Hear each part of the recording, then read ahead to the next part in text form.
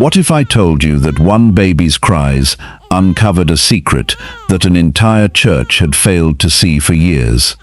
On what seemed like an ordinary Sunday morning, a grieving young mother named Vivian walked into church hoping to find peace. Instead, she became the target of whispers, judgment and humiliation because her baby wouldn't stop crying. Everyone believed the child was simply being disruptive. Everyone, except one man named Williams. Then something happened that left the entire congregation frozen in shock. The baby suddenly became silent, pointed toward the pulpit, and spoke a single word that no one expected. That one word changed everything. What followed was a series of events that exposed hidden secrets, tested the faith of an entire community, and reminded everyone that appearances can sometimes hide the truth. Stay with us until the very end, because this emotional story isn't just about mystery. It's about compassion, courage, forgiveness, and the power of choosing truth over judgment. If you are new to our channel, welcome.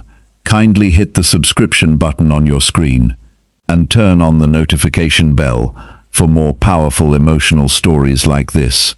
The baby's cries echoed through the quiet church. Not once, not twice, again and again. Every head turned. People sighed with annoyance as the sound interrupted the peaceful Sunday morning service inside Grace Hope Community Church, a warm neighborhood church in a small American town where everyone knew everyone. A woman sitting near the front rolled her eyes. "Can somebody please take that baby outside?" She whispered loudly enough for others to hear. A few people nodded. The young mother holding the child lowered her head in embarrassment. Her name was Vivian. She hugged her 8-month-old son tightly, gently rocking him as tears quietly gathered in her eyes. "I'm sorry," she whispered, but the little boy only cried harder. His tiny fingers clutched Vivian's dress as if he were desperately trying to warn her about something no one else could see. The congregation grew restless. Whispers spread from row to row. She should have stayed home. Some people don't know church manners, always looking for attention. Vivian felt every word pierce her heart. She had almost decided not to attend church that morning. Life had already been difficult. Her husband had passed away the previous year after a long illness. Bills were piling up. She worked 2 jobs. Most nights she barely slept. Church was the only place where she hoped to find peace. Instead, she found humiliation. Across the sanctuary sat Williams, a quiet man in his early 30s who volunteered every weekend. He noticed Vivian's trembling hands. He also noticed something else. The baby's cries were different. This wasn't the cry of hunger. It wasn't fear. It sounded urgent. Almost like a warning. Williams frowned. The child wasn't looking at his mother. He wasn't looking at the congregation. His wide eyes were fixed on the woman standing behind the pulpit, Pastor Elaine. She smiled warmly while continuing her sermon. "Faith," she said confidently, "means trusting even when you cannot see." The congregation answered together, "Amen." But the baby screamed louder than ever. Vivian bounced him gently. "It's okay, sweetheart." Nothing worked. Pastor Elaine suddenly stopped speaking. Silence filled the room. She looked directly at Vivian. Her smile slowly disappeared. "My dear," she said softly, "perhaps your child is disturbing the spirit today." The room became painfully quiet. Dozens of eyes settled on Vivian. Someone near the back chuckled. Another person shook their head. Vivian felt her face burn with shame. I'm so sorry," she stammered. She stood, preparing to leave. Before she could take a single step, William spoke. "Wait." Everyone looked at him. I don't think the baby is the problem. A wave of confusion swept through the sanctuary. Pastor Elaine smiled politely. And why would you say that, Williams? He hesitated. He wasn't sure why. He couldn't explain it, but something deep inside him refused to let Vivian walk away carrying all the blame. The baby hasn't taken his eyes off this stage since the service began. Some people laughed. Pastor Elaine laughed too. A baby's eyes wander, she replied. That's perfectly natural. Williams nodded slowly. Maybe. Then he looked directly at Vivian's son. The little boy suddenly stopped crying. For one single heartbeat, the entire church became completely silent. The child slowly lifted one tiny hand, not toward his mother, not toward Williams, but straight toward the pastor. His tiny finger pointed without shaking. Then he whispered one clear word that no infant his age should have been able to say. Snake. A cold chill swept across the sanctuary. The lights flickered. A strange breeze moved through the room, even though every door was closed. Pastor Elaine's smile froze, and for the first time that morning, fear appeared in her eyes. The silence lasted only a second. Then nervous laughter broke out across the sanctuary. Oh, that's adorable. Did that baby really say snake? It must have sounded like something else. People smiled uneasily, trying to brush away the strange moment. But Williams didn't laugh. Neither did Vivian. Vivian looked down at her son. The little boy had buried his face against her shoulder, trembling as though he had just seen something that frightened him beyond words. She gently stroked his tiny back. It's okay, sweetheart, she whispered, though her own voice shook. Pastor Elaine regained her composure. She smiled warmly at the congregation. Children often surprise us, she said with a gentle laugh. Their imaginations are beautiful gifts. The church relaxed. Several people nodded. Amen. Pastor Elaine continued preaching as if nothing unusual had happened. But Williams couldn't focus on a single word. Something inside him felt unsettled. He had volunteered at Grace Hope Community Church for nearly 8 years. He had seen families celebrate weddings, welcome newborn babies, and comfort one another through difficult seasons. Never, not once, had he felt the uneasy weight that now filled the sanctuary. It was as though the room had grown colder. He glanced around. Everyone else seemed comfortable. Everyone except Vivian.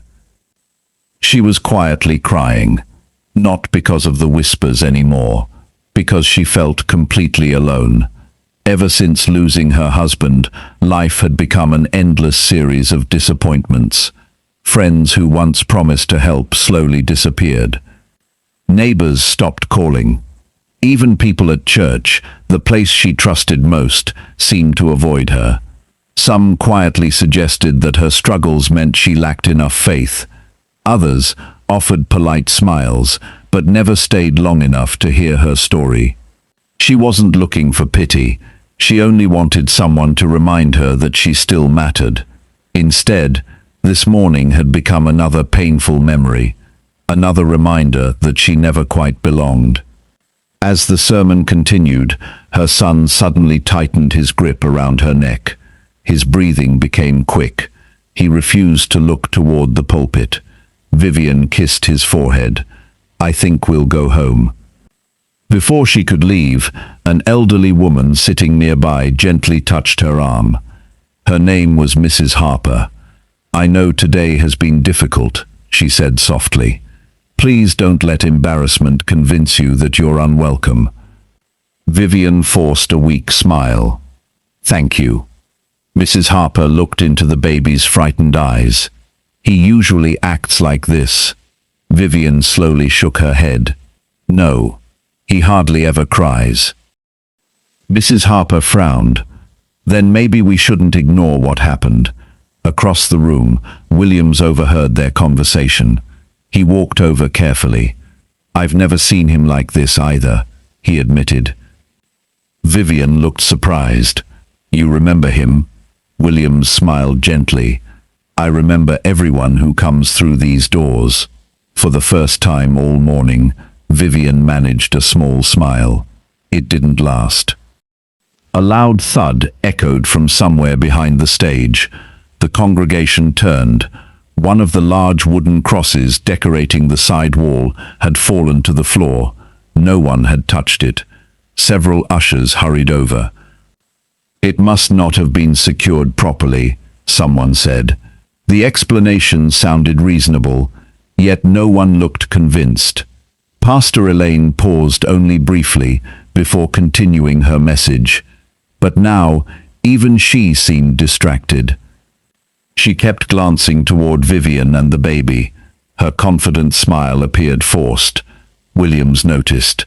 So did Mrs. Harper.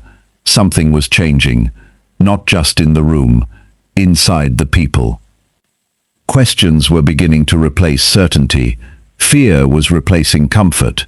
As the service finally came to an end, families slowly gathered their belongings. Children laughed. Friends greeted one another. Everything looked normal again. Almost. Vivian hurried toward the exit, hoping to disappear before anyone stopped her. Williams caught up with her outside. Vivian, she turned. I'm really sorry about today. She looked at him with tired eyes. You were the only person who didn't make me feel like I was a burden. Williams hesitated before speaking. I don't know why, but I think your son was trying to warn us. Vivian looked down at her sleeping baby. So do I. Neither of them noticed that, from the church's second-floor office window, Pastor Elaine stood perfectly still, watching them leave. Her smile was gone. Her expression had turned cold and unreadable. She slowly closed the curtain and whispered to herself, they're asking questions now. 3 days passed, but the memory of that Sunday refused to fade. Every time Vivian closed her eyes, she saw the strange look on Pastor Elaine's face after her baby had whispered that single word. Snake. It wasn't just surprise. It had looked like fear. Real fear. Vivian tried convincing herself she was overthinking everything. Life had already given her enough burdens. She didn't need another mystery. Still, her son had changed.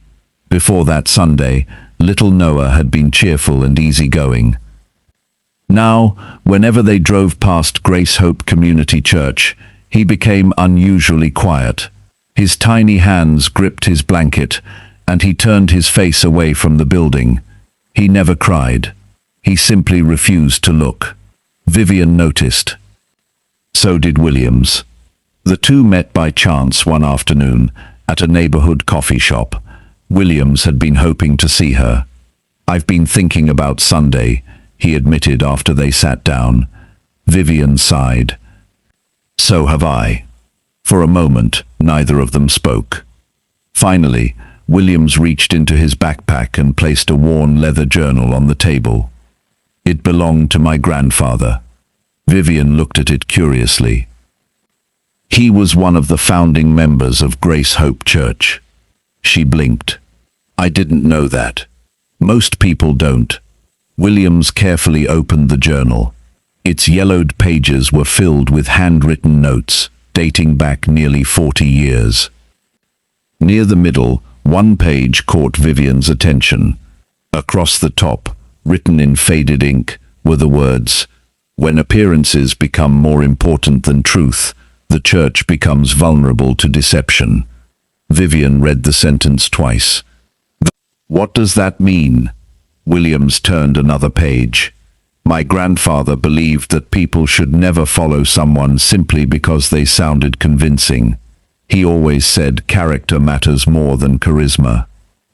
Another page described a respected church leader from decades earlier who had secretly manipulated people through fear, control, and false promises.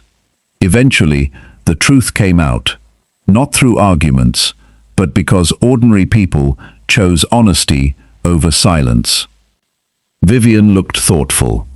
So you're saying history can repeat itself? Williams nodded slowly. I'm saying we should never ignore warning signs. Before Vivian could answer, her phone buzzed. It was Mrs. Harper. Her voice sounded unusually serious. Vivian, could you and Williams come to my house this evening? There's something I need to show you. That evening, the three sat together in Mrs. Harper's cozy living room. Old family photographs covered the walls. A fireplace crackled softly. Mrs. Harper carried a small wooden box from a shelf. I've kept these for years, she said. Inside were newspaper clippings, church newsletters, and handwritten letters. One faded photograph caught William's attention. It showed Grace Hope Church nearly 30 years earlier. Standing near the front was a young woman. She looked remarkably like Pastor Elaine. Vivian frowned. That can't be. Mrs. Harper nodded slowly. I thought the same thing. The photo is almost 30 years old. William stared at it. But Pastor Elaine told everyone she arrived here only 10 years ago. Mrs. Harper unfolded another document. It listed former volunteers. The same face appeared under a different name. Vivian's heartbeat quickened. Why would someone change their identity? Mrs. Harper looked toward the window before answering. I don't know. But people who hide their past usually have a reason. A sudden knock echoed through the house. Everyone froze. Mrs. Harper wasn't expecting visitors. Williams carefully walked to the front door. When he opened it, no one was there. Only a small envelope rested on the welcome mat. Inside was a single sheet of paper. No signature. No return address. Only one sentence. Some doors should remain closed. A cold silence filled the room. Vivian looked at Williams. You don't think this is a coincidence, do you? He slowly folded the note. No. His voice was calm, but determined. I think someone knows we're asking questions. Outside, a car engine started in the distance. By the time Williams stepped onto the porch, the vehicle had already disappeared around the corner. Whoever had delivered the message was gone. But one thing had become painfully clear. The mystery surrounding Pastor Elaine was far deeper than anyone had imagined. And whatever secret she had spent years hiding, someone was desperate to keep it buried. The following Sunday arrived with an uneasy tension hanging over Grace Hope Community Church. Word had spread. Not openly, not loudly, but quietly enough. People whispered in parking lots. They exchanged worried glances after Bible study meetings. Questions were beginning to surface. Questions that no one had dared ask before. For the first time in years, Pastor Elaine wasn't the only topic of admiration. She was becoming the subject of doubt. Vivian stood outside the church entrance, holding Noah close. Part of her wanted to turn around and go home. The previous week had been overwhelming. The mysterious photograph. The anonymous warning. The strange feeling that someone was watching them. Yet something deep inside told her she needed to be there. Williams stepped beside her. You okay? Vivian nodded nervously. No. They both laughed softly. At least they were being honest. Mrs. Harper joined them moments later. In her handbag were copies of the old church records and photographs. Evidence. Not accusations. Just questions that deserved answers. Inside the sanctuary, the atmosphere felt different. The congregation was larger than usual. Many people had returned specifically because of the strange events from the previous Sunday. Everyone wanted answers. No one expected what would happen next. Pastor Elaine entered the sanctuary, wearing her usual white robe. The congregation applauded, but the applause sounded weaker than before. Pastor Elaine noticed. Her smile remained fixed, yet her eyes revealed growing concern. The service began. Songs were sung, prayers were offered. Then Pastor Elaine stepped behind the pulpit. "Today," she announced, "I want to speak about trust." The word echoed through the room. Trust. Williams exchanged a glance with Vivian. The timing felt strange. Pastor Elaine continued. "Sometimes people allow rumors and fear to distract them from truth." The room became quiet. Very quiet. She looked directly toward Williams, then toward Vivian, then toward Mrs. Harper. The message was obvious. Everyone noticed. Finally, Mrs. Harper slowly stood. A gasp moved through the sanctuary. She was one of the most respected members of the church. Nobody expected her to interrupt a service. "Pastor," she said gently, "I have a question." Pastor Elaine's smile tightened. "This isn't the appropriate time." Mrs. Harper remained calm. When would be the appropriate time? The congregation shifted uneasily. No one moved. No one spoke. Everyone watched. Mrs. Harper carefully held up the old photograph. This picture was taken almost 30 years ago. Murmurs spread throughout the room. She continued, "The woman in this photograph appears to be you." Pastor Elaine's face lost color. The sanctuary fell silent. William stood, then Vivian. Not in anger, not in accusation, simply standing beside Mrs. Harper, together. The photograph was passed between rows.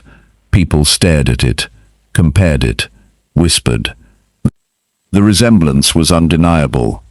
Someone from the back called out, "Why did you tell us you arrived here 10 years ago?" Another voice followed. "Why is the name different?" More questions came. Not hostile, just honest. Questions that had been buried for years. Pastor Elaine gripped the pulpit. For several seconds she said nothing. The confident woman who always had answers suddenly seemed lost. The silence became impossible to ignore. Finally she spoke. Her voice trembled. "I wasn't honest." The congregation gasped. Tears filled her eyes. "I changed my identity years ago." More whispers spread. "I thought I could escape my past." The room remained frozen. For years, she had carefully crafted a perfect image, a respected leader, a trusted voice, a symbol of certainty. But now the image was cracking, not because someone attacked her, because the truth had finally arrived. Pastor Elaine lowered her head. "I built my life on secrets." Her voice broke, and every secret eventually demands a price. Vivian looked down at Noah.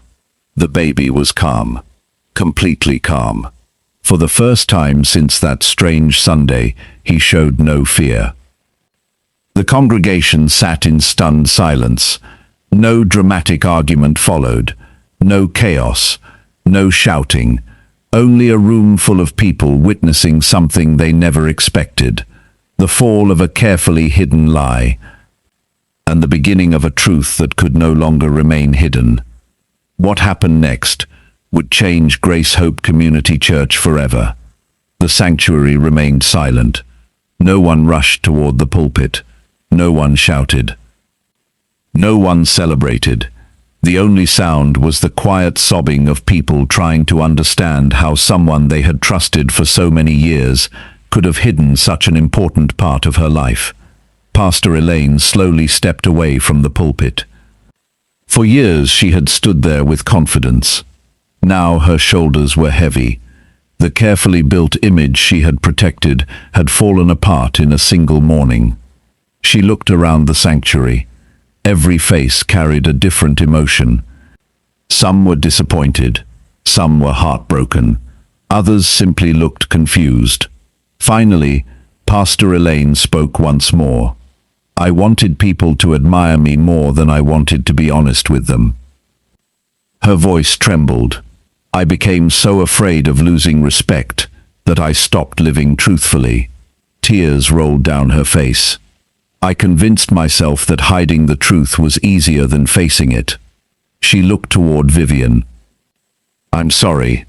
Then she turned toward Williams. And I'm sorry to you too.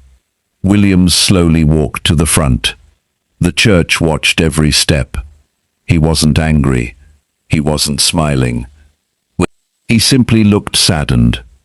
We all make mistakes, Williams said quietly, but trust can only grow where truth exists. The room filled with quiet agreement. Mrs. Harper stood beside him. For years, she said gently, this church became more focused on appearances than compassion. Her eyes turned toward Vivian. And last Sunday, we proved it. Many people lowered their heads.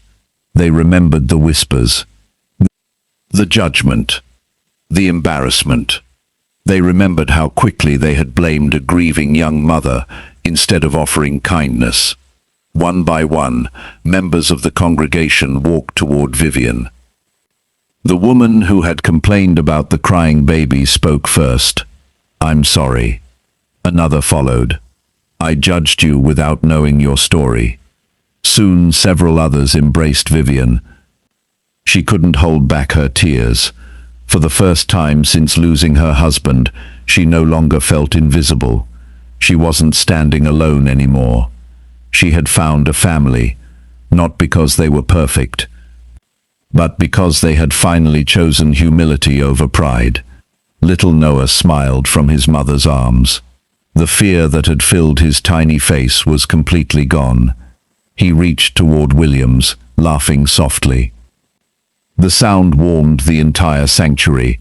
Even through the sadness, hope had returned. Several weeks later, Grace Hope Community Church gathered again. This time there was no grand stage, no polished performance, no effort to impress. Instead, members shared meals, prayed together, and cared for one another with renewed sincerity. Williams was asked to help guide the church during the transition. He accepted with one condition.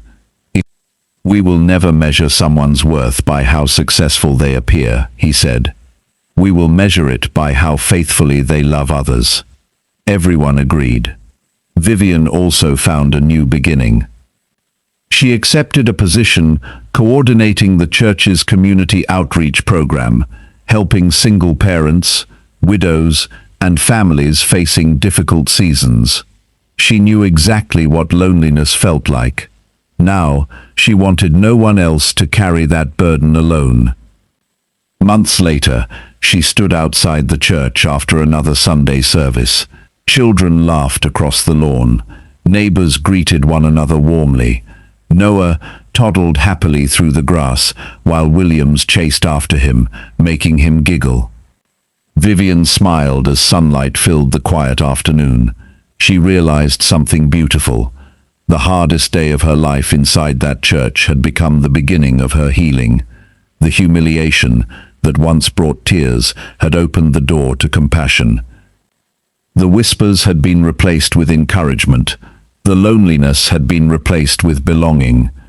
As she watched her son laugh without fear, she quietly whispered, "Sometimes the darkest moments become the beginning of the brightest chapters." William smiled as Noah reached for his hand. "Truth may take time," he said softly, "but when it finally comes, it brings freedom." The church bells rang across the neighborhood, not as a reminder of perfection, but as a reminder that every community grows stronger when it chooses honesty, compassion, and grace over fear, pride, and appearances.